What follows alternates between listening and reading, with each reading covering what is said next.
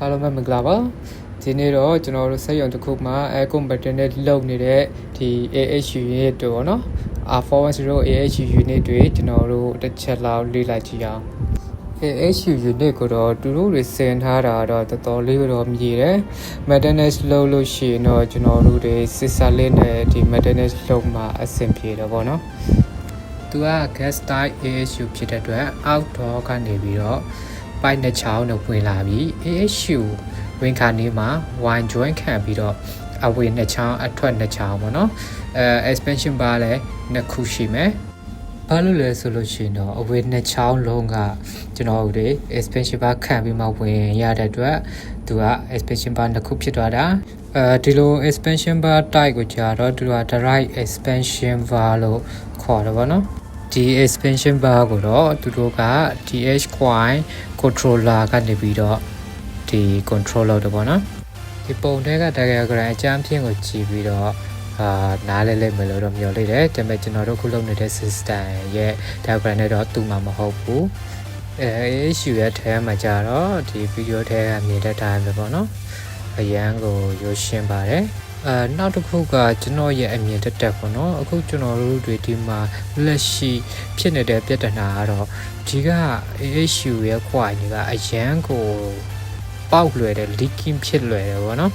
ကျွန်တော်ဆိုလို့ရှိရင်အခုဒီမှာ24လုံးလောက်ရှိတဲ့အဟာမှာကျွန်တော်တို့တွေ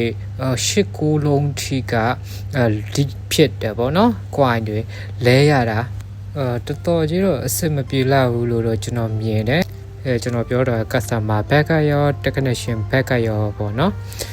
ဘာလို့လဲဆိုလို့ရှိရင်ကျွန်တော်တို့ဒီ system get leak ပြီဆိုလို့ရှိရင်ကျွန်တော်ပထမဆုံးက pressure test တွေလုပ်ပြီးကျွန်တော်တို့တွေအချိန်ပေးရပြီးတော့လို့ရှိရင် pressure test ကနေဖြေရလာပြီဆိုလို့ရှိရင်ကျွန်တော်တို့တွေဘယ်လိုပြန်ပြီးတော့ဖြေရှင်းရမလဲ coin ပေါက်လို့ရှိရင် coin တွေလဲဖို့အတွက်ကိုကျွန်တော်တို့တွေပြန်ပြီးတော့အချိန်ပေးရတယ်ဗျာဒီ outdoor unit တွေကိုကြာတော့ဒါကျွန်တော်ခု video ထဲမှာမြင်တတ်တာပါเนาะသူတို့ဒီအပေါ်မှာထားထားတယ်မဲ့ indoor coin တစ်ခုတည်းပဲ leave ပြီးတော့ outdoor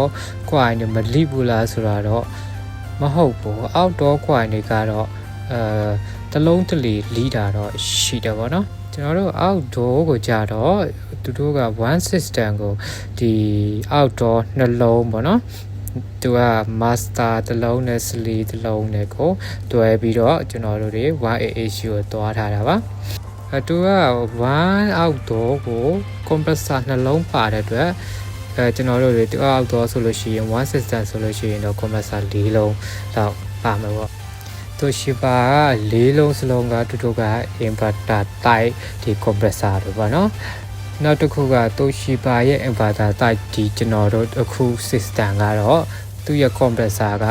ကျွန်တော်တို့ဒီ DC compressor တွေပါ AC compressor တွေတော့မဟုတ်ပါဘူး